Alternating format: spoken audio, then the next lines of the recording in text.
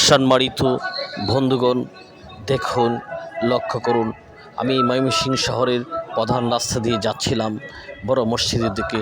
হঠাৎ দেখি কিছু সংখ্যক উলামায়ে কেরাম এবং ছাত্রদের হাতে লাঠি আর লাঠি আমাদেরকে আটকিয়ে দিল। আমরা প্রশ্ন করলাম, আটকিয়ে দিলেন কেন? তখন তারা বলল, প্রতিবাদ সমাবেশ করছে। আমি প্রশ্ন করলাম, কিসের প্রতিবাদ সমাবেশ? তারা তখন বলল, তাদের মনোনীত উলামায়ে কেরাম, মনোনীত হুজুরকে রিক্রুটিং না করার কারণে, ইহা ছাড়াও ডিসি সাহেবের সাথে কি জানি মতানৈক্যের কারণে।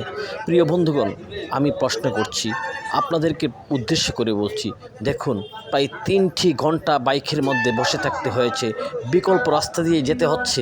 কত মানুষ কত কষ্ট করছে বিকল্প রাস্তা দিয়ে যাইতে, তাদের কতই না কষ্ট হয়েছে।